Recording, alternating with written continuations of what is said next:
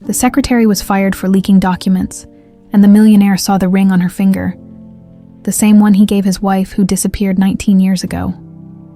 The mahogany conference table stretched like a battlefield before Michael Hastings, its polished surface reflecting the cold fluorescent lights of the 42nd floor. 23 directors sat in leather chairs that cost more than most people's cars, their faces a mixture of anticipation and barely concealed fear. At 50, Michael commanded the room with the quiet authority of a man who'd built an empire from nothing and wasn't afraid to tear it down if someone crossed him. "Gentlemen," Michael's voice cut through the morning silence like a blade. "We have a problem." The quarterly reports lay scattered across the table, but Michael's steel-gray eyes weren't focused on the numbers. For the past 3 months, confidential documents had been leaking to Meridian Corp, their biggest competitor, blueprints for luxury developments, bidding strategies, even private client lists.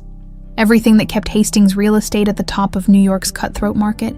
"The Roosevelt Island project," Michael continued, his fingers drumming against the table in a rhythm that made grown men sweat. "Meridian somehow knew our exact bid, down to the last dollar." Director Harrison cleared his throat nervously. "Michael, perhaps nothing." Michael's hand slammed against the table, making coffee cups rattle. "Someone in this company is selling us out, and I'm going to find out who." His assistant, Patricia, slipped through the glass doors carrying a manila folder. She'd worked for Michael for 15 years and knew better than to interrupt, unless it was crucial. Her face was pale as she placed the folder before him. "Sir, security finished their investigation." Michael's jaw tightened as he opened the folder. Inside was a photograph of a young woman with auburn hair and bright green eyes, along with printed emails and file access logs. The name at the top made his stomach clench. Avery Collins, executive assistant. Hired just 6 months ago, 20 years old, fresh out of community college. No family connections, no corporate background. Just raw determination and a smile that had impressed the HR department enough to give her a chance. "Bring her in," Michael said quietly. Those 3 words carried the weight of a death sentence. The conference room fell silent except for the hum of air conditioning. Minutes ticked by like hours until Patricia returned, followed by a young woman whose confidence seemed to shrink with every step toward the imposing table. Avery Collins stood barely 5'4", but she held her chin high despite the tremor in her hands. Her simple black dress was professional but clearly bought on a budget, the kind worn by someone who'd never taken anything for granted. "Miss Collins," Michael's voice was ice. "Do you know why you're here?" No, sir, Patricia said you needed to see me, but..." "Cut the act." Michael stood, his 6-foot frame towering over her. "We know you've been feeding information to Meridian Corp. The question is, how much did they pay you to betray us?" The color drained from Avery's face. "What, Mr. Hastings? I would never..." "The evidence is right here." Michael held up the printed emails. "Your access codes, your computer logs. Everything traces back to you." "That's impossible." Avery's voice cracked. "I've never spoken to anyone at Meridian. I don't even know what information you're talking about." Michael had seen enough liars in his 30 years of business to spot them instantly. But something in Avery's eyes, genuine confusion mixed with desperate honesty, gave him pause. For just a moment, doubt flickered through his mind. Then he remembered Nancy. His wife had looked at him with those same innocent eyes the night before she disappeared 19 years ago. "Trust me, Michael," she'd whispered. "Everything's going to be fine." By morning, she was gone, leaving only questions and a custom-made engagement ring on the nightstand.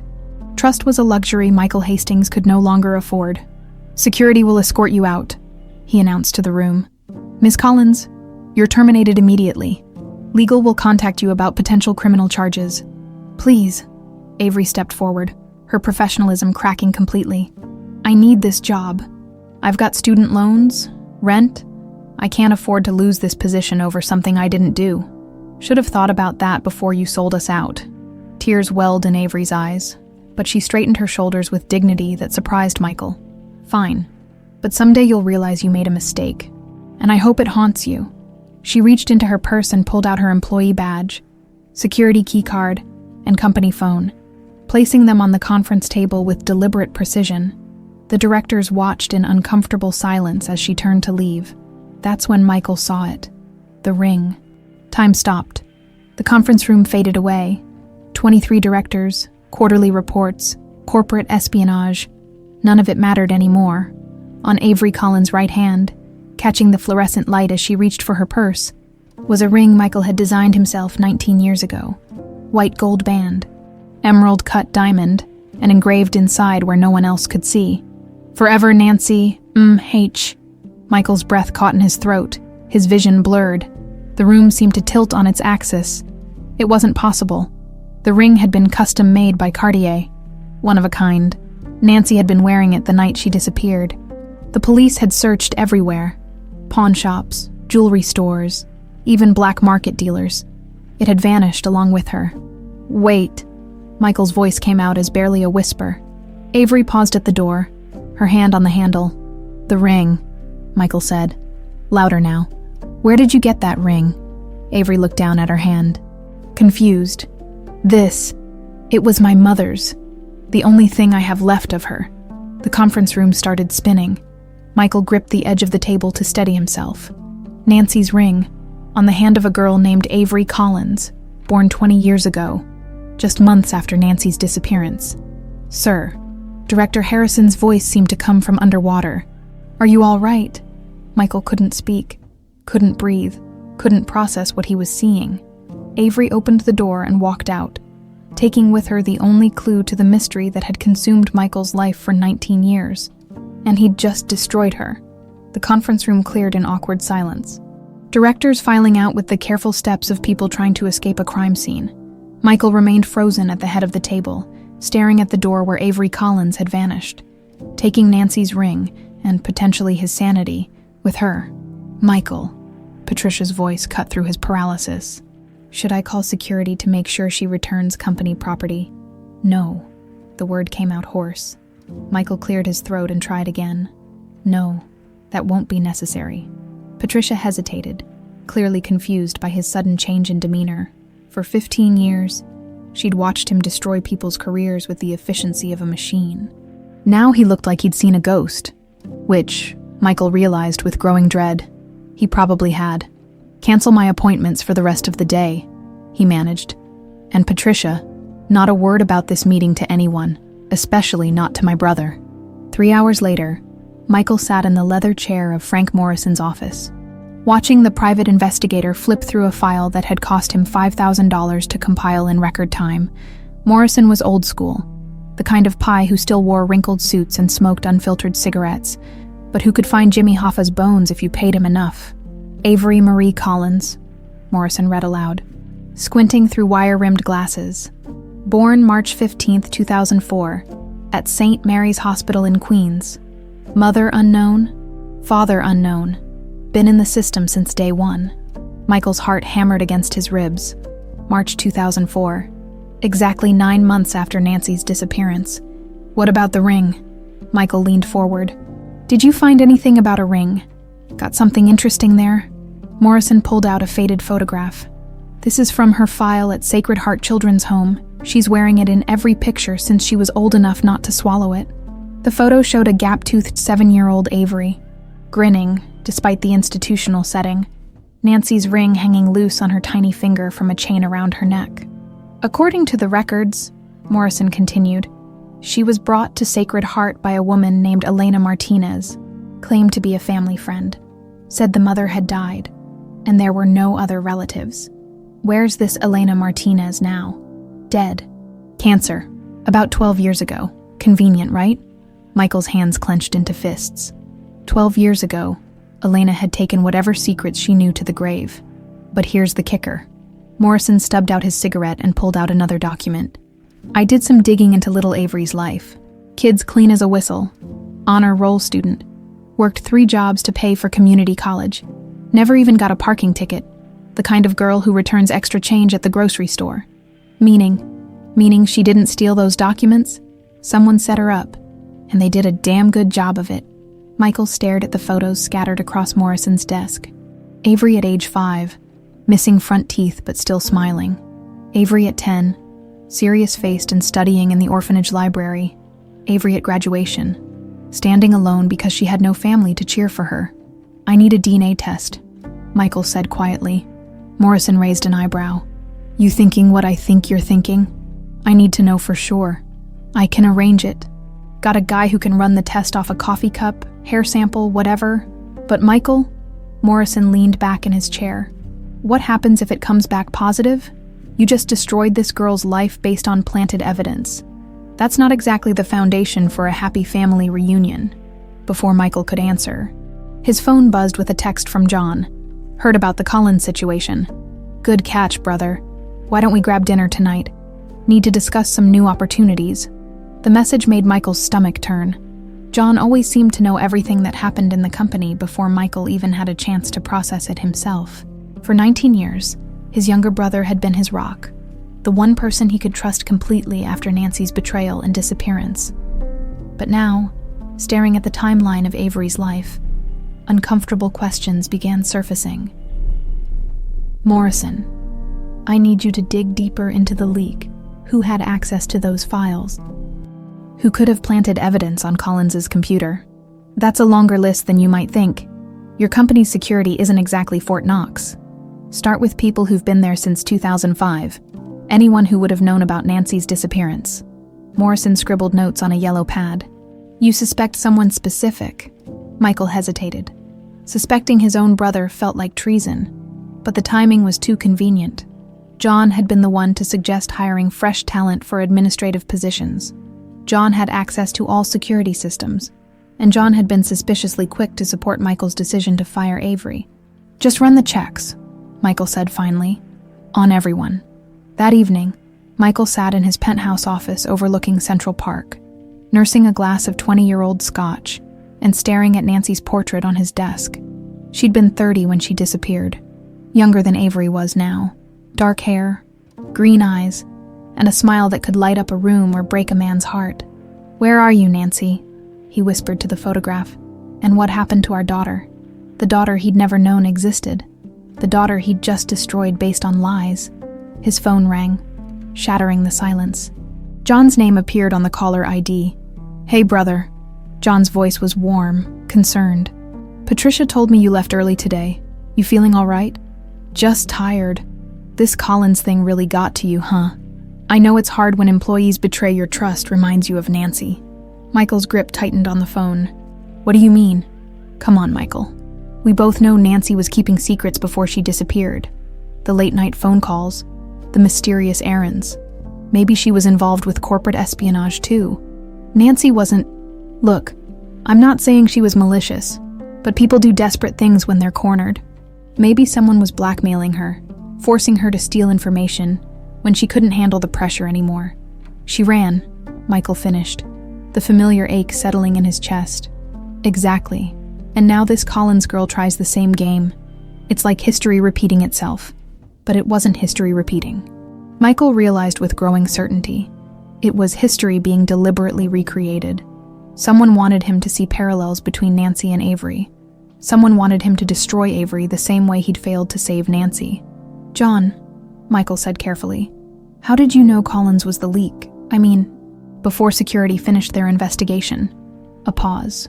Too long of a pause. Lucky guess, I suppose. She was new, had access to the right files. When you've been in this business as long as we have, you develop instincts. Michael ended the call and immediately dialed Morrison. I need that DNA test rushed, he said without preamble. And Morrison, I want surveillance on my brother, starting tonight. The DNA results came back 48 hours later, with the cold finality of a death sentence, 99.9% probability of paternal match. Michael stared at the lab report until the numbers blurred together, his hands trembling as the reality sank in. Avery Collins wasn't just some random employee who happened to wear Nancy's ring. She was his daughter, the child he'd never known existed, whose life he'd just obliterated with surgical precision. Morrison's surveillance photos of John lay scattered across Michael's desk, but he couldn't focus on them anymore. Nothing mattered except finding Avery and somehow making this right. The address Morrison had provided led Michael through neighborhoods that might as well have been different planets from his penthouse world. The gleaming towers of Manhattan gave way to crumbling tenements in the Bronx, where fire escapes hung like broken promises and sirens provided the soundtrack to survival. Building 1247 on Jerome Avenue looked like it had surrendered to gravity years ago, The front door hung crooked on its hinges, and the mailboxes were so rusted that most names were illegible. Michael climbed 3 flights of stairs that creaked ominously under his Italian leather shoes, each step taking him further from everything he knew. Apartment 3B, no nameplate, just scratched numbers that might have been painted during the Carter administration. Michael raised his hand to knock, then hesitated. What was he supposed to say? "Hi, I'm the billionaire who just destroyed your career." But surprise, "I'm also your father." He knocked anyway. Footsteps approached, followed by the sound of multiple locks being undone. The door opened just wide enough for one green eye to peer through the chain. "You've got to be kidding me." Avery's voice was flat, emotionless. "What do you want?" "I need to talk to you." "About what?" "How you plan to have me arrested for crimes I didn't commit." Michael's chest tightened at the exhaustion in her voice. Up close, he could see dark circles under her eyes and the pallor of someone who hadn't been eating or sleeping properly. "Please, Avery. Just 5 minutes. I don't have anything to say to you, Mr. Hastings." She started to close the door, but Michael placed his hand against it. "The ring," he said desperately. "I need to know about the ring." Avery's grip on the door handle loosened slightly. "What about it? Where did you really get it?" "I told you. It was my mother's." "Your mother's name? What was it?" "I don't know. The admission came out like broken glass. The only thing they told me at the orphanage was that she died when I was born." The ring was all she left behind. Michael's heart shattered completely. Nancy hadn't died. She'd disappeared, but someone had told the orphanage she was dead, ensuring that no one would ever look for her. "Can I come in, please?" Avery studied his face for a long moment, then reluctantly undid the chain. The apartment was smaller than Michael's walk-in closet. A studio with a kitchenette that consisted of a hot plate and a mini fridge, a Murphy bed that doubled as a couch, and one window that overlooked an alley filled with dumpsters. But it was clean. Spotless, actually. Books were stacked neatly on makeshift shelves, and a small desk by the window held a laptop that had clearly seen better days. Everything spoke of someone who took pride in what little they had. "Nice place," Michael said, immediately regretting how patronizing it sounded. "Cut the small talk." Avery crossed her arms defensively. "Say whatever you came to say and get out." Michael looked around the tiny space, taking in the details that painted a picture of her life. Ramen noodles stacked like building blocks, a calendar with shifts marked at 3 different part-time jobs, student loan notices piled on the counter. "You were set up," he said finally. "Someone planted those files on your computer." Avery's laugh was bitter. "Oh, now you believe me, after you humiliated me in front of the entire board. I know how this looks." "You know how this looks." Avery's composure cracked like ice on a frozen pond. "Do you have any idea what you've done to me? I've been calling potential employers for 2 days. And guess what? Word travels fast in corporate circles. Nobody will even give me an interview because Michael Hastings personally branded me as a corporate spy." Michael flinched. He'd built his reputation on being thorough, on making sure that when he destroyed someone professionally, they stayed destroyed. It had never occurred to him that someday he might want to undo that damage. "I can fix this," he said quietly. "I can make some calls, explain that there was a mistake." "A mistake." Avery stepped closer, and Michael was struck by how much she looked like Nancy when she was angry. The same fire in her green eyes, the same way she held her chin when she refused to back down. "You think this is just some corporate oops that you can smooth over with a phone call? I'll write a letter of recommendation, full salary compensation for wrongful termination." "Stop." Avery held up her hand. "Just stop talking. You want to know what the real tragedy is here? I actually admired you. When I got hired at Hastings Corp, I thought I'd finally made it. I was going to work my way up, prove that being an orphan didn't mean I couldn't achieve something important." Her voice broke slightly, but she pushed through. "I used to watch you in meetings and think, that's what success looks like. That's what I want to become. And then you looked me in the eye and decided I was guilty without even listening to my side of the story." Michael felt like he was drowning. Every word she spoke drove the knife deeper into his chest. "Avery, if you'll just let me explain." "Explain what? That you're so paranoid and heartless that you destroy people's lives based on circumstantial evidence? That you care more about your company than about basic human decency? You don't understand. I've been betrayed before, by someone I trusted completely. It changed me, made me suspicious. So, Because someone hurt you, you decided to hurt me. Avery shook her head in disgust. That's not an explanation.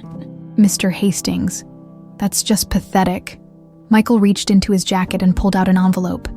This is a check, enough to cover your living expenses while you find another job. Avery stared at the envelope like it was contaminated. Are you seriously trying to buy my forgiveness? I'm trying to help? I don't want your money. Avery snatched the envelope and tore it in half, letting the pieces flutter to the floor. I want my reputation back. I want my dreams back. I want to stop being the girl who got destroyed by Michael Hastings for sport. The silence that followed was deafening. Michael stood among the torn pieces of his attempted peace offering, watching his daughter, look at him with a mixture of disgust and disappointment that cut deeper than any business betrayal ever had.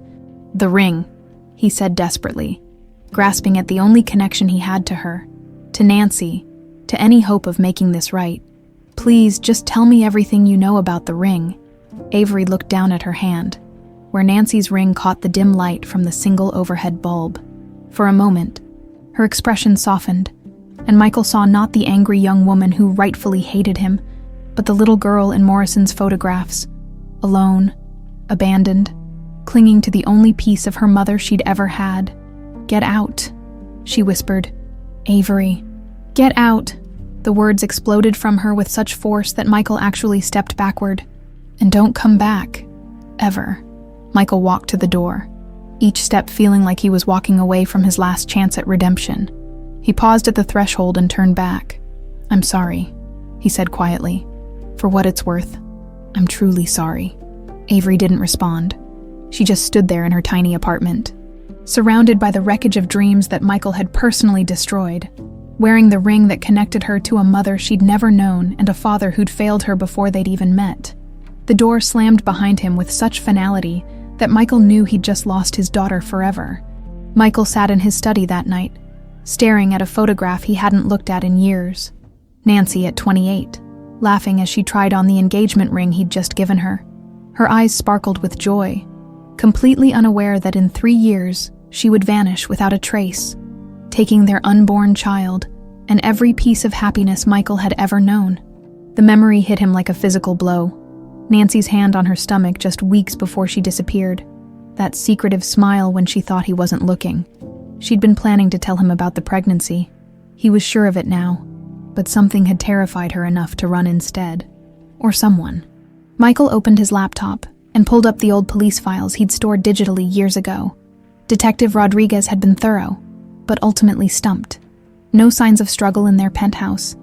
No unusual financial activity. No threatening phone calls or suspicious visitors. Nancy Hastings had simply ceased to exist on June 12th, 2005. But one detail had always bothered Michael.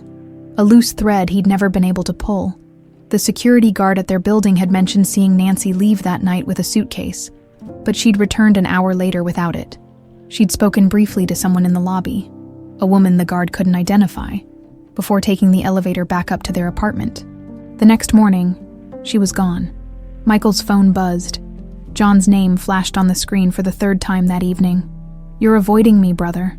John's voice carried that familiar note of concern that now sounded disturbingly calculated to Michael's ears. Just processing everything that's happened.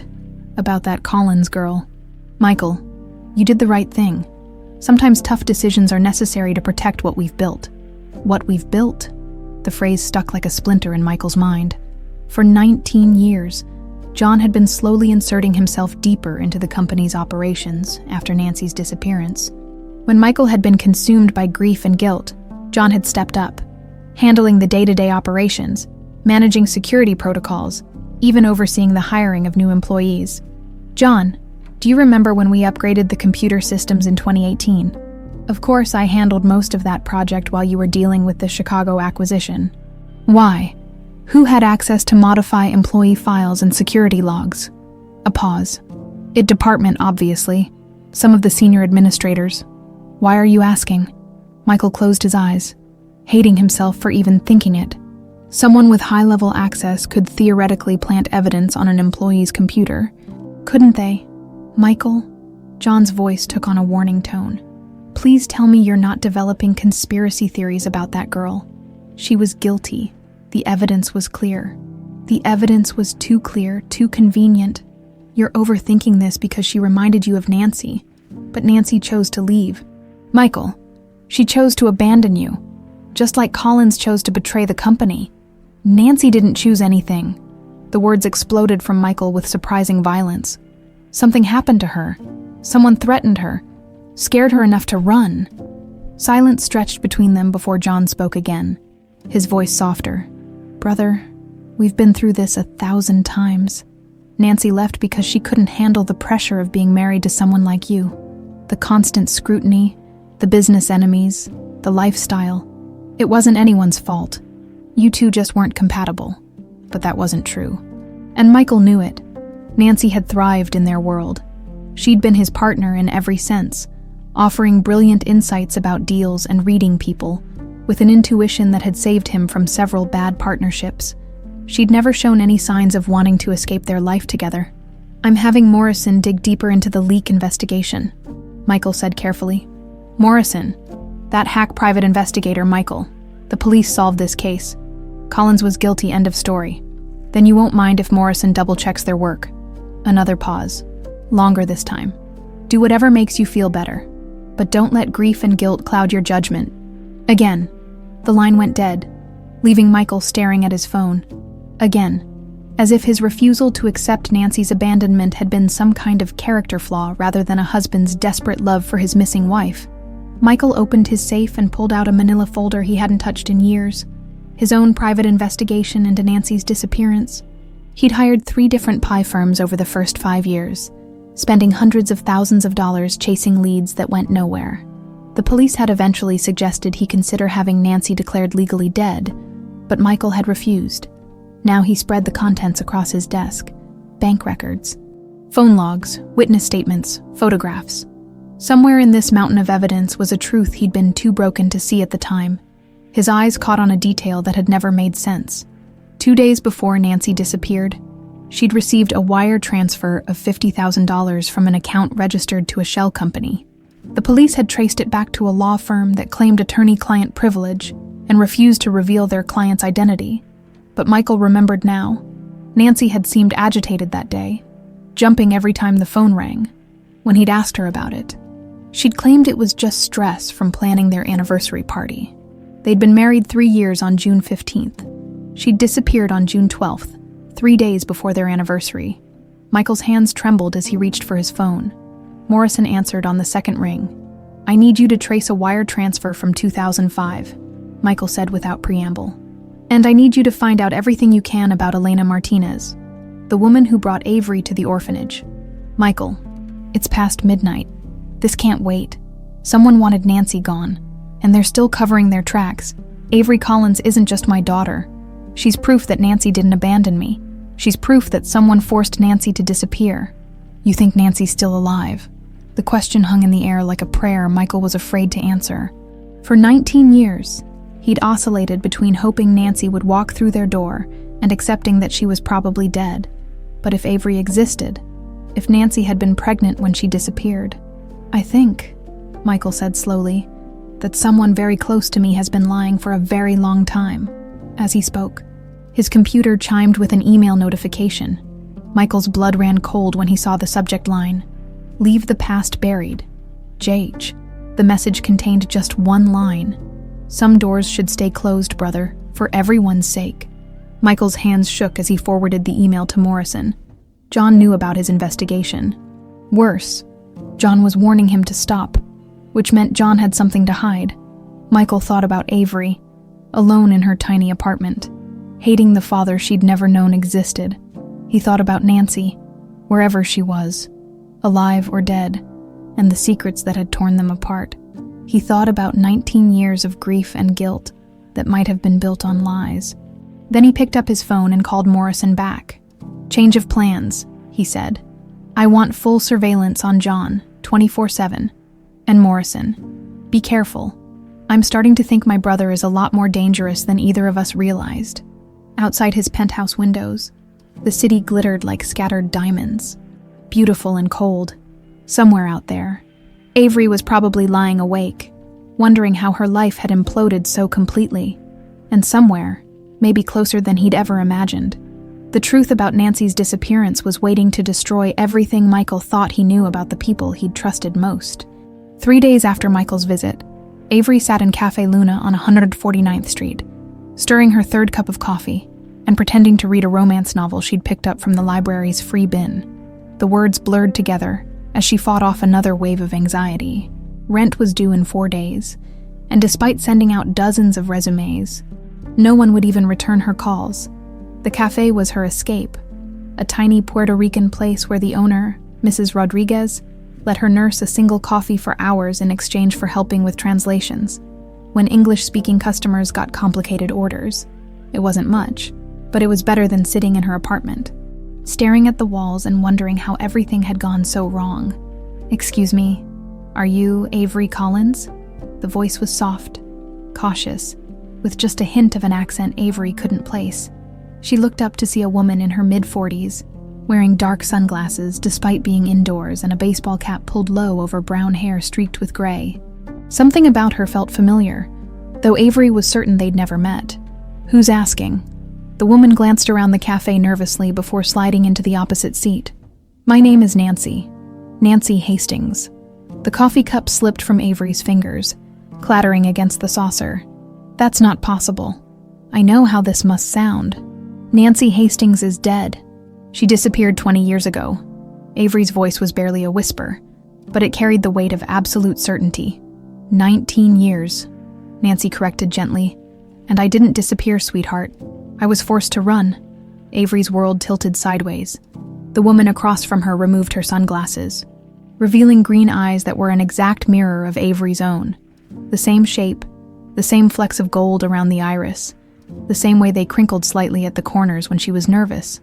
"This is insane," Avery breathed. "You're supposed to be my mother, but my mother died when I was born. I grew up in foster care because both my parents were dead." Nancy's face crumpled with pain. "Oh, baby, I'm so sorry. I never wanted you to think I was dead. I thought Elena would find a way to tell you the truth when you were older." Elena Martinez. She was my housekeeper. But more than that, she was my friend, the only person I could trust when everything went wrong. Nancy reached across the table tentatively, as if afraid Avery might bolt. "She saved both our lives by taking you to that orphanage." Avery jerked her hand away. Just don't touch me. I don't know who you are or what kind of sick game this is, but the ring," Nancy said quietly. "Look at your ring." Despite herself, Avery glanced down at the band she'd worn every day since she was old enough not to lose it. Nancy pulled a faded photograph from her purse, a picture of herself wearing the exact same ring, standing next to a younger Michael Hastings. He had it custom made for our engagement. There's an inscription inside. "Forever Nancy, M.H. Elena was supposed to keep it safe for you until you turned 18. But," Nancy's voice broke, "she died before she could explain everything."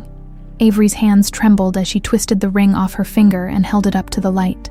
Sure enough, etched in tiny script inside the band were the words Nancy had just recited. "This doesn't prove anything," Avery said, but her voice lacked conviction. "You could have had another ring made, or you have a birthmark on your left shoulder blade, shaped like a crescent moon. You broke your wrist when you were 8, falling off the monkey bars at Sacred Heart. You're lactose intolerant, but you love ice cream anyway. So you keep those little lactase pills in your purse." Avery's breath caught. "Those weren't things someone could find in official records." "How do you know that?" "Because I've been watching over you your whole life, even though I couldn't be part of it." Nancy's eyes filled with tears. "Every birthday, every Christmas, every time you got sick or hurt or achieved something wonderful, I was there, hidden in the shadows, making sure you were safe. If you were watching, then why didn't you ever—" Avery's voice cracked. "Do you have any idea what it's like growing up thinking nobody wanted you? Thinking your own mother cared so little that she died rather than raise you?" "I didn't have a choice." Nancy leaned forward urgently. "They told me they'd kill you if I didn't disappear.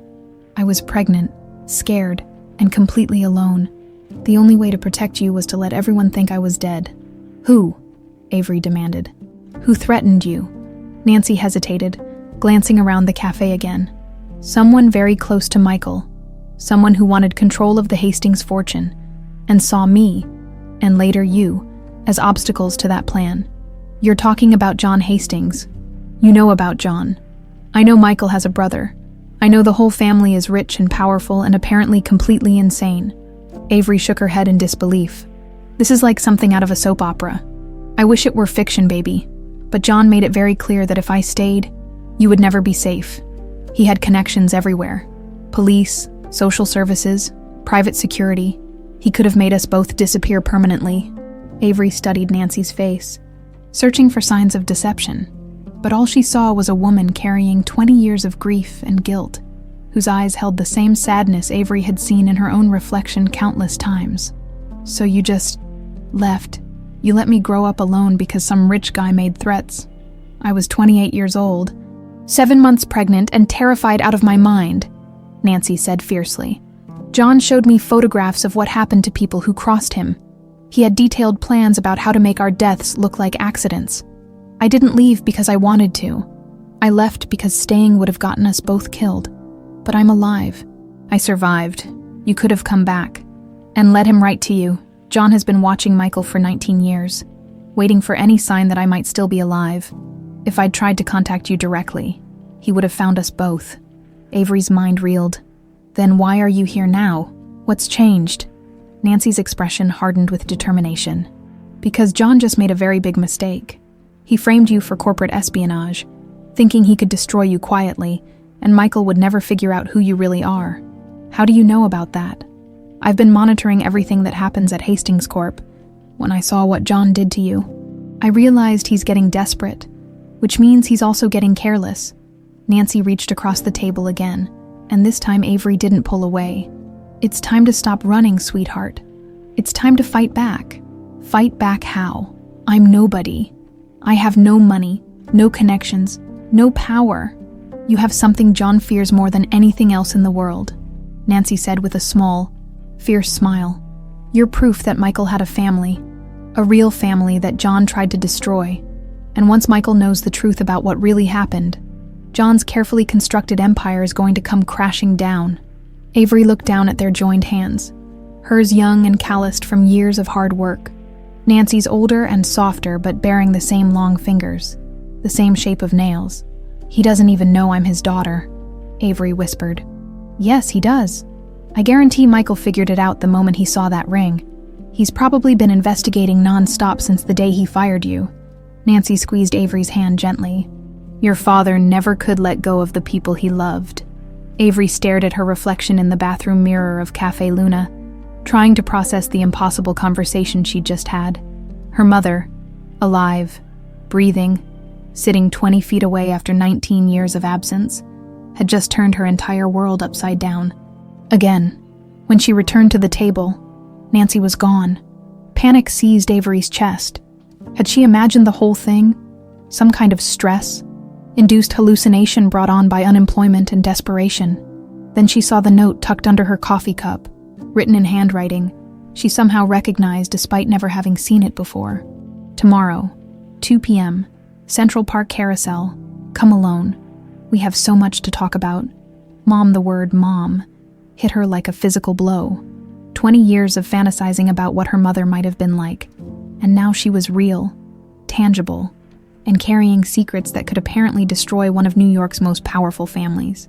Avery's phone buzzed. Michael Hastings' name appeared on the screen. She almost didn't answer. After their disastrous encounter at her apartment, she'd assumed she'd never hear from him again. But something about Nancy's words echoed in her mind. He's probably been investigating nonstop since the day he fired you. What do you want? She answered coldly.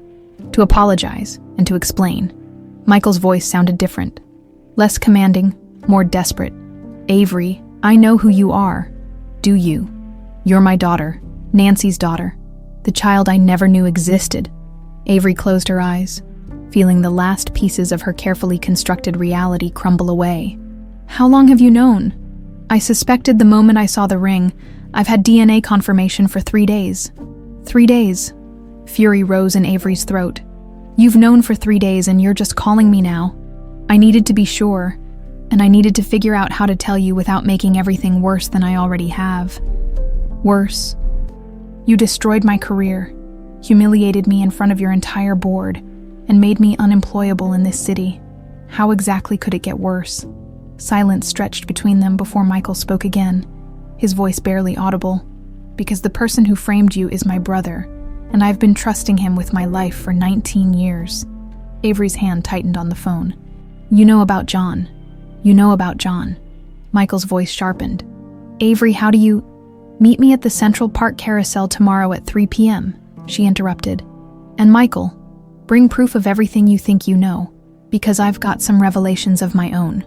The next afternoon, Avery arrived at the carousel 30 minutes early. Her nerves stretched tight as piano wire. Nancy was already there, sitting on a bench and watching children ride painted horses while their parents snapped photos nearby. The scene was so normal, so mundane, that it seemed impossible they were about to discuss corporate espionage and family betrayal. You came, Nancy said softly as Avery sat beside her. I needed answers. So do I. What did you tell Michael? That I had revelations of my own. He should be here any minute. Nancy's face went pale. Avery, no. You can't let him see me. Not yet, if John suspects I'm alive. Mom. The word felt strange on Avery's tongue, but also surprisingly right. I've spent my entire life being afraid. Afraid of not having enough money. Afraid of not being good enough. Afraid of caring about people who might leave. I'm done being afraid. This is different. John isn't just some corporate rival. He's dangerous. Really dangerous. Then it's time someone stopped him. Before Nancy could respond, Michael appeared at the edge of the carousel plaza. He looked haggard, like he hadn't slept in days, carrying a manila folder that Avery assumed contained his proof. His eyes scanned the crowd until they found her, and even from a distance, she could see the relief on his face. He started walking toward them, and Nancy instinctively pulled her baseball cap lower. He's going to see you, Avery said quietly. I know. Nancy's voice was resigned. Maybe it's time. Michael stopped 3 feet away, his gaze fixed on Avery. Thank you for agreeing to meet me. Don't thank me yet. We need to talk, and you're not going to like everything you hear.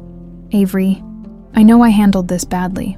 I know I hurt you, and I know saying I'm sorry doesn't fix anything. But I also know that someone very close to me has been manipulating both of us. Someone like your brother. Exactly like my brother. Michael opened the folder and pulled out surveillance photos. John's been accessing employee files for months. He planted those documents on your computer, probably using administrative codes that I gave him access to years ago. Avery studied the photos. Grainy shots of John at various computers, timestamps showing late-night access to secure systems. This is good. But it's not enough to prove anything conclusively. There's more. Michael pulled out bank records, wire transfer receipts, communication logs. Morrison traced the money that was used to bribe witnesses 20 years ago. The shell company that paid off Elena Martinez to disappear. It was funded by John. Nancy made a small sound, half gasp, half sob. Michael's head snapped up, his eyes widening as he took in the woman sitting beside his daughter. Nancy. The word came out as barely a whisper. Nancy slowly removed her sunglasses and baseball cap, letting her hair fall free. 19 years had changed her. Lines around her eyes, gray threading through her brown hair. A wariness that hadn't been there before, but she was unmistakably the woman in Michael's photographs. Hello, Michael. Michael's folder slipped from his hands, papers scattering across the ground as he staggered backward. You're dead. You've been dead for 19 years. No, Nancy said gently. I've been hiding for 19 years. There's a difference. You left me. The words were raw, broken. You were pregnant with our child and you left me. I was forced to leave you. John made it very clear that if I stayed, both Avery and I would end up dead. John, Michael's voice cracked. My brother threatened you. Your brother wanted control of the company, and I was in his way. A wife can inherit everything if her husband dies. But if the wife disappears first, Nancy shrugged sadly. Suddenly the brother becomes the natural heir. Michael looked like he'd been hit by a truck. You're saying John planned to kill me? I'm saying John has been planning to kill you for 20 years. He just needed to eliminate the obstacles first. Avery watched her parents, a concept that still felt surreal, struggle with revelations that were reshaping everything they thought they knew about their lives. The threats, Michael said slowly. What exactly did he tell you? Nancy's voice hardened. He showed me photographs of accidents that had happened to other people who'd gotten in his way. A suspicious car crash here, a mysterious poisoning there. He had a whole portfolio of accidents that he'd either caused or had knowledge of. That's impossible. John's been helping me run the company. John's been slowly taking over the company, Nancy corrected. Every major decision you've made in the past 19 years, who's been your closest advisor, who's had access to all your security systems, your employee files, your business strategies. The realization hit Michael like a physical blow. He's been setting me up all these years. He's been positioning himself to take everything. And now he's getting desperate, Avery added. Framing me wasn't just about getting rid of a potential heir. It was about testing whether you'd figured out who I was. If you'd let me be destroyed without a second thought, he'd know his secret was safe. But I didn't let you be destroyed, Michael said, looking at Avery with something like hope. I investigated. I found the truth. Which means, Nancy said grimly, that John now knows his time is running out, and desperate men do desperate things. As if summoned by their conversation, Michael's phone buzzed with a text message. He glanced at the screen and went white. What is it? Avery asked. Michael held up the phone so they could both see the message. Family dinner tonight. My place. 8 p.m. We need to discuss recent developments. Jay. He knows, Nancy whispered. He knows I'm alive, and he knows you've figured everything out. Then we don't go, Michael said immediately. No, Avery stood up, her jaw set with determination. We do go, all three of us. It's time to end this. The glass towers of Manhattan glittered in the evening light as Michael, Nancy, and Avery sat in Michael's car outside John's Fifth Avenue penthouse. The building was a monument to excess. 40 stories of steel and marble that John had purchased with Hastings Corp funds, though Michael was only now beginning to question how many of those business expenses had actually been personal acquisitions. We're walking into a trap, Nancy said for the third time, her hands clasped tightly in her lap. John doesn't invite people to dinner to have civilized conversations. He invites them to control the narrative. Then we control it first, Avery replied, checking the recording app on her phone. Morrison's people are positioned outside. The police are on standby. If John tries anything violent, help is 30 seconds away. Michael stared up at the building where he'd shared countless family dinners over the years, never suspecting that his brother was slowly poisoning every aspect of his life. 19 years, he murmured. 19 years of manipulation, and I never saw it. He's very good at what he does, Nancy said softly. John doesn't just lie. He creates entire realities and makes you live in them. The grieving brother helping you through your wife's abandonment. The loyal partner building the business alongside you. The protective uncle looking out for your interests. Stop. Michael's voice was sharp. I can't think about this right now if I start processing everything he's stolen from me. From us. I'll lose my mind before we even get upstairs. Avery reached over and squeezed his shoulder. The gesture was small, tentative, but it was the first time she'd touched him without anger. We're going to get through this, all of us. Michael looked at his daughter, their daughter, and felt something shift in his chest. For 20 years, grief and guilt had been his constant companions now, sitting between Nancy and Avery. He felt something he'd almost forgotten existed. Hope. Time to go, he said. John's penthouse occupied the entire 40th floor, with floor-to-ceiling windows offering panoramic views of Central Park. The decor was modern and cold, all sharp lines and expensive art that conveyed wealth but no warmth. It was, Michael realized, a perfect reflection of the man who lived there. John answered the door himself, dressed in a perfectly tailored suit. Despite being at home, his smile was warm and welcoming. But Michael could see calculation behind his eyes as he took in the unexpected guests. Michael, right on time, and you brought... John's gaze moved to Nancy, and for just a moment his composure cracked. My God, Nancy Hastings. I was beginning to think you were a ghost. Hello, John. Nancy's voice was steady, but Michael could see her hands trembling slightly. You look exactly the same. Genetics are kind to the Hastings men. John's smile didn't reach his eyes as he turned to Avery. And you must be the infamous Avery Collins. I have to say, you've caused quite a stir in our little family.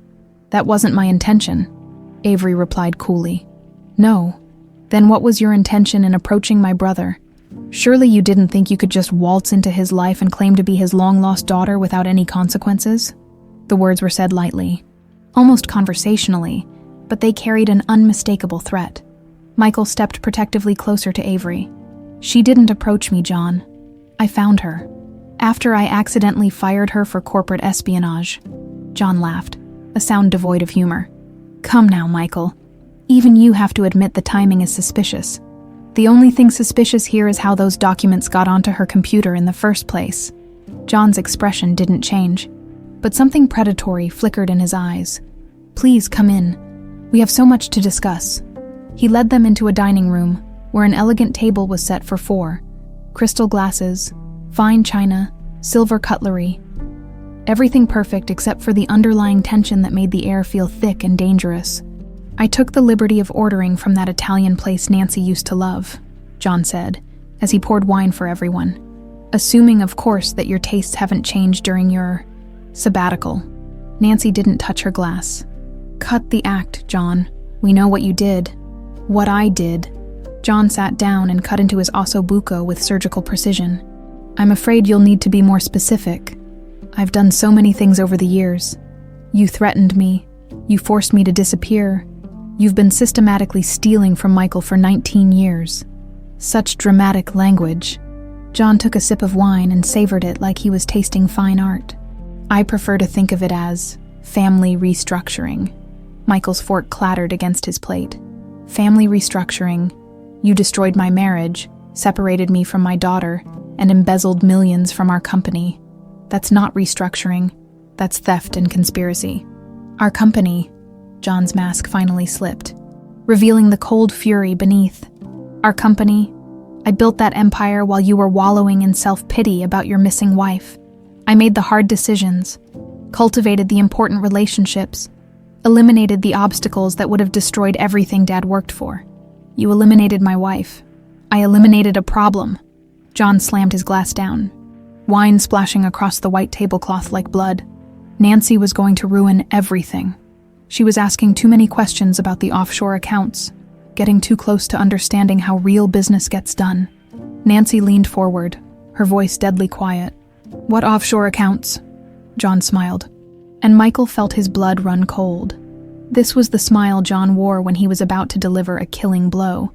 The accounts where we've been storing the profits from our more creative ventures, arms dealing, money laundering, trafficking operations, the kind of business that requires absolute discretion and zero moral complications. You're lying, Michael breathed. Hastings Corp is a real estate company. Hastings Corp is a front, Michael. It always has been. Dad started it that way, and I've simply continued the tradition. The real money comes from providing services that certain international clients require. The room spun around Michael as the implications hit him. Every deal, every partnership, every success he'd thought he'd earned through hard work and business acumen. It had all been built on a foundation of blood money. You used me, he whispered. I protected you, John corrected. Do you think you could have lived with yourself if you'd known the truth? This way, you gotta be the respectable businessman while I handled the ugly necessities. And Nancy found out, Avery said, pieces clicking together in her mind. Nancy found out and threatened to go to the FBI, so I gave her a choice, disappear quietly, or watch her unborn child pay the price for her conscience. Nancy's composure finally cracked. You threatened my baby. You threatened an innocent child. I threatened a potential witness. Children grow up, Nancy. They ask questions. They inherit their parents' moral failings. John's gaze shifted to Avery. Case in point. You're insane, Avery said. I'm practical, which is why you're all going to listen very carefully to what happens next. John reached into his jacket and pulled out a small silver device, a remote control of some kind. I've taken certain precautions for tonight's dinner party. The elevators are disabled, the stairwells are locked, and there are enough explosive charges planted throughout this building to bring down the entire structure. Michael's heart stopped. John, there are innocent people in this building. There are obstacles in this building. Just like there have always been obstacles. John's finger hovered over the button. But I'm willing to be reasonable. Sign over complete control of Hastings Corp to me, transfer all personal assets to my name, and agree to disappear permanently. All three of you do that, and I'll let everyone else in the building live. And if we refuse? Nancy asked. John's smile was the most terrifying thing Michael had ever seen. Then, tomorrow's headlines will read, "Tragic gas explosion claims life of real estate mogul and family. Very sad, very final, and very convenient for the sole surviving Hastings heir." The room fell silent, except for the ticking of an antique clock on the mantelpiece. Counting down what might be the last minutes of their lives, the silence in John's dining room stretched like a taut wire, broken only by the methodical ticking of the antique clock. Michael stared at his brother, the man who'd comforted him through Nancy's disappearance, who'd stood beside him at their father's funeral, who'd been his closest confidant for 30 years, and saw a complete stranger. "You're bluffing," Michael said, though his voice lacked conviction. "You wouldn't kill innocent people just to..." "Wouldn't I?" John pressed a button on his phone, and suddenly the building's fire alarm began blaring. Through the floor-to-ceiling windows, they could see people streaming out of the building's lobby 40 floors below. "I just told everyone there's a gas leak on the upper floors. Standard evacuation protocol. In about 10 minutes, this building will be mostly empty except for us." Nancy's face had gone pale. "John, please. Whatever anger you have toward Michael and me, Avery's done nothing wrong. She's just a girl. She's evidence," John cut her off. "Living proof that the great love story of Michael and Nancy Hastings didn't end in tragic abandonment, but in carefully orchestrated separation. Can't have that story getting out. Can we?" Avery's phone buzzed in her pocket. Probably Morrison or the police wondering why they hadn't checked in. But John was watching her too closely for her to reach for it without him noticing. "What do you want us to sign?" Michael asked. "Buying time." John smiled and pulled out a leather portfolio from the sideboard. "Standard transfer documents, Hastings Corp, all subsidiary companies, personal assets, offshore accounts. Everything goes to me. Think of it as a very permanent retirement package. And then what? We just disappear forever. You disappear permanently. I'm not running a witness relocation program here." "Michael." The casual way John discussed their murder made Michael's stomach turn. This wasn't his brother. This was a predator who'd been wearing his brother's face for decades. "How long?" Michael asked quietly. "How long have you been planning this?" John considered the question as he poured himself another glass of wine. "Since Dad's funeral, really. You were so broken up about losing him. And then Nancy started getting suspicious about the business operations. It became clear that you two were going to be problematic in the long term. So you decided to eliminate us. I decided to streamline operations. Nancy's disappearance served multiple purposes. It removed a threat, left you emotionally compromised and dependent on me, and cleared the way for more efficient business practices." "Efficient business practices," Avery repeated, her voice dripping with disgust. "You mean criminal operations?" "I mean profitable operations. Do you know how much money flows through arms dealing in Eastern Europe? How much certain governments pay for untraceable transactions? Hastings Corp has been one of the most successful money laundering operations in North America because I had the vision to see beyond legitimate real estate." Michael felt physically sick. "Every deal we've done, every project I thought was legitimate." "Oh, about 30% of our business is actually legitimate," John said dismissively. "Enough to maintain appearances and keep the IRS happy, but the real money comes from our special clients." Nancy leaned forward, her lawyer instincts kicking in despite the circumstances. "Who knows about this? It can't just be you. Operations this size require infrastructure, personnel. Careful, Nancy. You're starting to sound like you did 19 years ago, and we both know how that ended." But John's slight hesitation told Michael everything he needed to know. His brother wasn't operating alone. There was a network, probably involving some of the senior staff Michael had trusted for years. "Patricia," Michael said suddenly. "My assistant. She's been feeding you information." John's smile widened. "Patricia's been very helpful over the years. Amazing how much sensitive information flows through an executive assistant's desk." The betrayal hit Michael like a physical blow. Patricia had been with him for 15 years, had access to every meeting, every document, every personal detail of his life. She'd helped him investigate Avery, had been present for every conversation about Nancy's disappearance. She's been reporting to you all along. Patricia's practical. She understands that loyalty should flow toward whoever signs the bigger paycheck. Avery's phone buzzed again. More insistently this time, John noticed and held out his hand. "Give me the phone, dear. We don't want any interruptions during our family meeting." "No." "Excuse me." Avery stood up, her chair scraping against the hardwood floor. "I said no. I'm not giving you anything, and I'm not signing anything. And if you want to blow up this building with me in it, then you'd better make sure you're ready to die too." John's expression darkened. "You think I won't do it? You think I've come this far just to back down because a 20-year-old orphan grew a spine?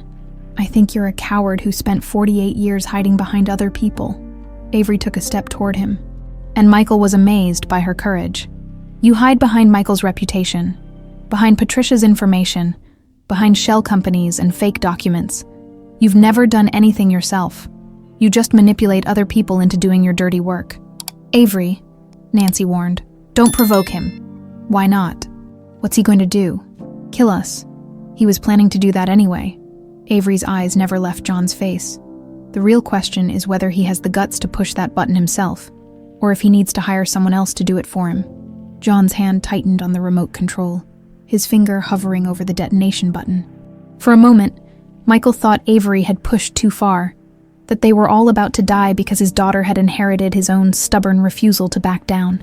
Then John laughed, a sound like breaking glass. "You know what? You're right. I have been hiding behind other people, but that ends tonight." He stood up and walked to the window, looking down at the street below where emergency vehicles were starting to gather. "I want you to know that I'm going to enjoy watching your father realize that everything he's built, everything he's proud of, was really mine all along." "John," Michael said desperately, "think about what you're doing. We're family. We stopped being family the moment you chose them over me." John replied, without turning around. "Nancy threatened to destroy everything Dad built. You chose to protect her instead of protecting the business. And now your bastard daughter thinks she can walk into my life and undo 20 years of careful planning." He turned back to face them, and the madness in his eyes was unmistakable. "So here's what's going to happen. You're going to sign those documents. Then you're going to walk to the roof, where a very tragic murder-suicide will take place. The grieving businessman, reunited with his long-lost wife and daughter, couldn't handle the emotional strain and decided to end it all. No one will believe that," Nancy said.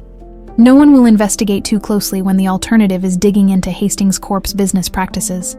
Amazing how quickly police close cases when certain donations are made to their pension funds." Michael realized with growing horror that John had thought of everything. The evacuation would provide cover for the explosion.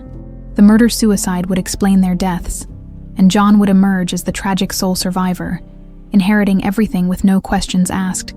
But as John raised the remote control with theatrical flourish, preparing to deliver his final ultimatum, none of them noticed that Avery's phone had been recording everything for the past 10 minutes. Automatically uploading to a cloud server that Morrison's people were monitoring in real time, the cavalry was already on its way.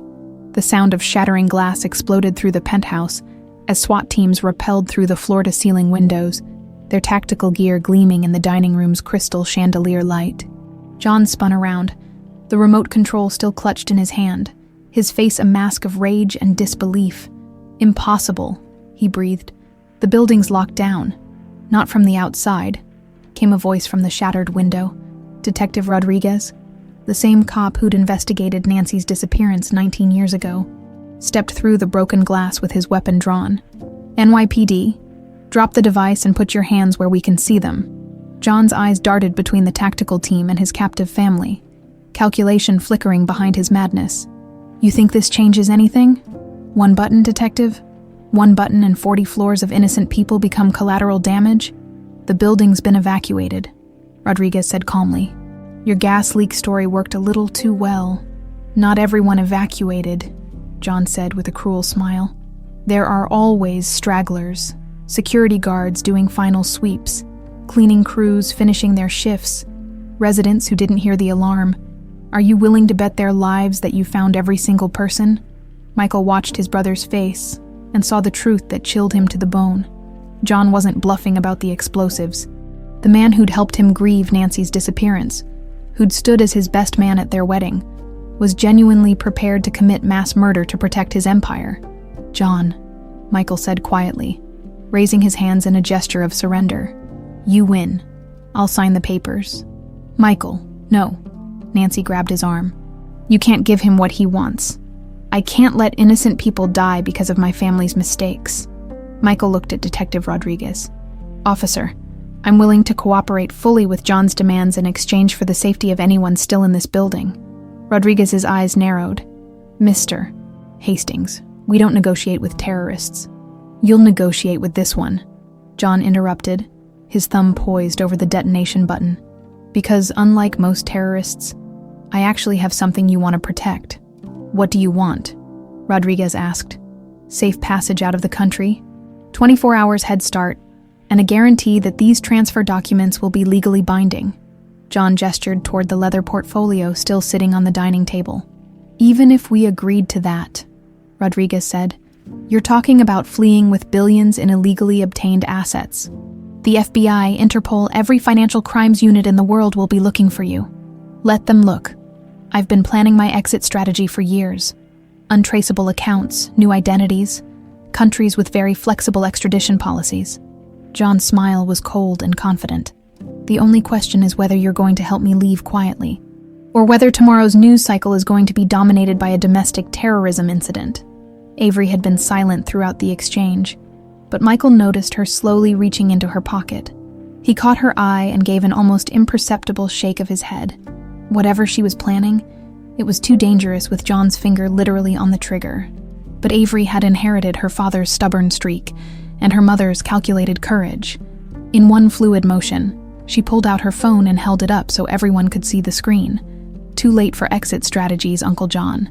Everything you just said has been broadcasting live to Detective Rodriguez's team for the past 15 minutes.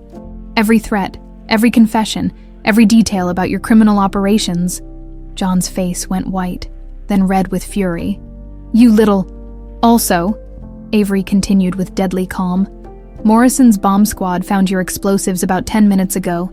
Turns out you're not as careful about security cameras as you think you are. They've been disarming your devices while you've been monologuing. The silence that followed was broken by Rodriguez's radio crackling to life. All clear, Detective. Explosives neutralized, building is secure. John stared at the remote control in his hand as if it had turned into a snake. The power he'd wielded just moments before evaporated, leaving him looking like exactly what he was. A middle-aged man in an expensive suit whose carefully constructed world was collapsing around him. 20 years, he said quietly. 20 years of planning, and I'm brought down by a 20-year-old girl with a smartphone. You're brought down by your own arrogance, Nancy said, stepping toward him with 19 years of suppressed anger finally finding its voice. You thought you were so clever, manipulating everyone around you, but you never considered that maybe, just maybe, your victims might actually fight back. John's composure finally cracked completely, with a roar of rage. He lunged toward Nancy, but Michael was faster. All those years of guilt and self-recrimination transformed into protective fury as he intercepted his brother's attack, the two men crashing into the dining table and sending crystal glasses flying. But John had one last card to play as they struggled. He pulled a small pistol from his jacket, a backup plan for when manipulation failed. The gun went off in the chaos, the sound deafening in the enclosed space. Michael. Nancy's scream pierced through the ringing in everyone's ears. Michael lay on the floor, blood spreading across his white dress shirt, but his eyes were clear and focused on his family. Is everyone okay? You're shot, you idiot, Avery said, dropping to her knees beside him and pressing her hands against the wound in his shoulder. Stay still. John sat slumped against the overturned table, the gun fallen from his hand. Surrounded by tactical officers with their weapons trained on him, the fight had gone out of him completely, leaving behind a broken man who'd gambled everything on a single hand and lost. Why?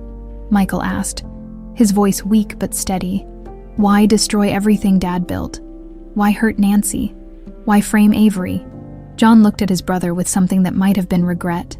Because I was tired of being the spare, the backup plan, the brother who got Dad's business sense but none of his love. His voice was hollow, defeated. You got everything, Michael. Dad's approval, the family legacy, Nancy's love. I got to be your loyal helper. We could have shared. I didn't want to share. John's voice cracked. I wanted to earn something myself, and the illegal operations were mine. The connections, the profits, the risks. That was all me. For once in my life, I was better at something than you were. Nancy knelt beside Michael as paramedics arrived and began working on his wound. Is it bad? She asked the EMT. He'll live, came the professional response. Bullet went through clean, missed the major arteries. He's lucky.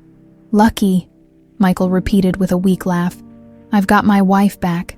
I've found my daughter, and my brother's going to prison for the rest of his life. I'd say that's more than lucky. As the paramedics prepared to transport Michael to the hospital, he reached for Avery's hand with his uninjured arm. I know I have no right to ask this, he said quietly, but when this is all over, when the trials are finished and the press moves on to other stories, would you maybe consider giving me a chance to be your father? The real kind, not the absent kind. Avery looked down at the man who destroyed her career, discovered her identity, and just taken a bullet to protect her mother. Ask me again when you're not bleeding all over a crime scene. Is that a yes? That's a maybe, Avery said, but she was smiling through her tears. Which is more than you deserved a week ago. I'll take it, Michael said, as the stretcher lifted him up.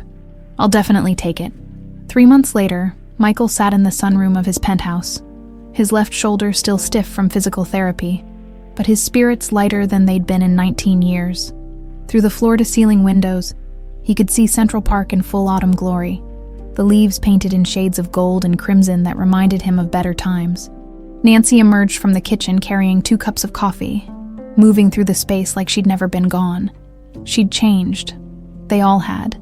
But there was something peaceful about her now, as if laying down the burden of 19 years in hiding had lifted an invisible weight from her shoulders. Any word from the courthouse? She asked, settling into the chair beside him.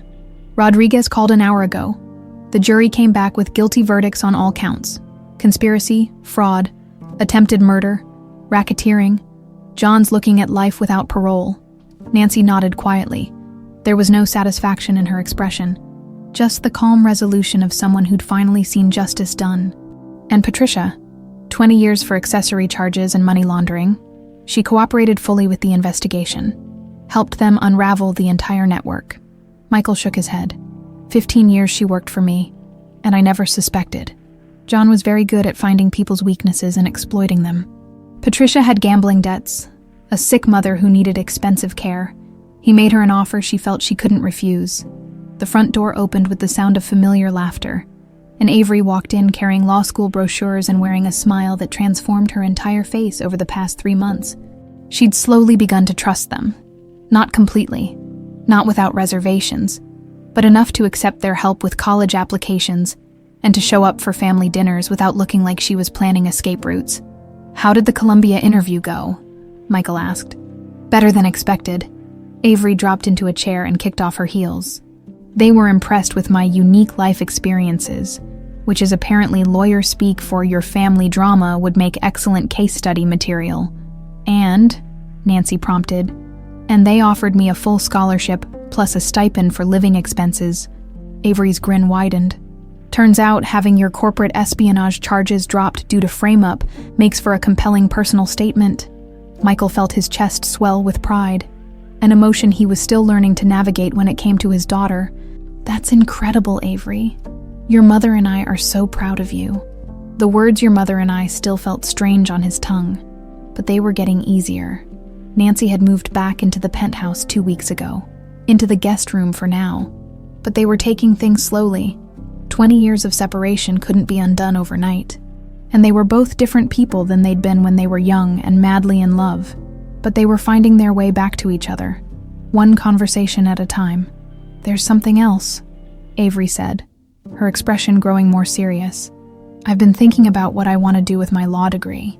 Family law, Nancy guessed. Corporate litigation, legal aid for foster children and orphans, kids who age out of the system without family support, who don't know how to navigate housing laws or employment discrimination or education rights. Avery looked between her parents. I want to be the advocate I never had. Michael felt something tight and painful release in his chest. His daughter, brilliant, determined, compassionate despite everything she'd endured, was choosing to transform her own pain into purpose. "That's perfect," he said quietly. "And if you need funding for your practice or connections to social services organizations." "I was hoping you'd say that." Avery pulled out a thick folder. "Because I've been working on a proposal. The Hastings Foundation for Youth Advocacy, legal aid, educational scholarships, job placement programs, everything a kid needs to build a real life after foster care." Nancy laughed, the sound like silver bells. "She definitely inherited your ambition. And your compassion," Michael added, accepting the folder from Avery. "Let me guess. You've already identified office space and drafted a budget. Obviously, also a 5-year strategic plan and preliminary partnership agreements with 3 universities." Avery's grin was pure Nancy, mischievous and irresistible. "I figured if I'm going to be a Hastings, I might as well think big." The casual way she claimed the family name hit Michael like a gift he hadn't dared hope for. Over the past 3 months, she'd slowly begun calling him Dad instead of Michael, but hearing her identify herself as a Hastings felt like the final piece of their family puzzle clicking into place. His phone buzzed with a text from Morrison. "Got something you need to see? Can you meet me at the old Sacred Heart building?" Michael frowned. Sacred Heart Children's Home had been demolished 2 months ago to make way for a new development. What could Morrison possibly want to show him there? "I need to run an errand," he said, kissing Nancy's forehead and squeezing Avery's shoulder. "Morrison wants to meet me about something. I'll be back for dinner." An hour later, Michael stood in the rubble of what had once been Sacred Heart Children's Home, watching Morrison direct a small excavation team near where the old administrative building had stood. "What's this about, Frank?" "Elena Martinez," Morrison said, pulling out a manila folder. "I've been investigating her background, trying to understand how she got involved with Nancy's disappearance. Turns out she had more secrets than we realized." Morrison handed Michael a birth certificate. Elena Martinez. Born 1952, mother's maiden name, Hastings. Michael stared at the document, the implications slowly sinking in. She was related to us. John's mother, to be precise, your father's first wife, who died when John was 10. Elena was John's maternal grandmother. The revelation hit Michael like a physical blow. John's grandmother helped Nancy disappear. "It gets better," Morrison said grimly.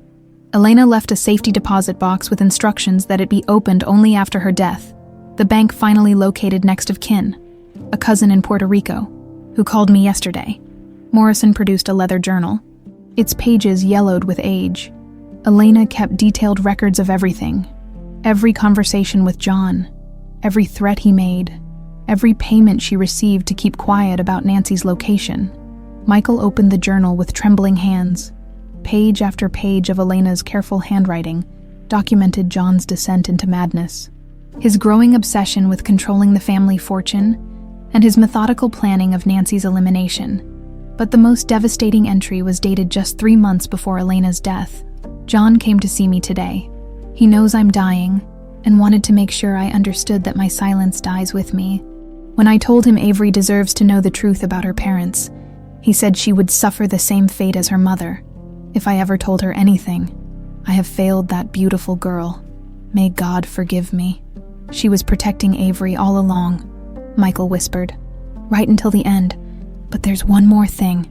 Morrison gestured toward the excavation site, where workers had just uncovered a small metal box. Elena buried something here before she died, something she wanted found if anything ever happened to her. Inside the box was a single item, Nancy's wedding ring, the one she'd been wearing the night she disappeared. Attached was a note in Elena's handwriting. "For Avery, when she's ready to understand that love sometimes means letting go, and courage sometimes means holding on." Michael closed his eyes, feeling the weight of 19 years of grief and guilt finally lifting from his shoulders. Elena Martinez, John's own grandmother, had chosen love over blood, protection over profit, and hope over fear. She'd saved them all. That evening, as the 3 of them sat around the dinner table like they'd always been a family, Michael placed Elena's note on the table between them. "There's one more person we need to thank for bringing us back together," he said quietly. Nancy read the note first, tears streaming down her face.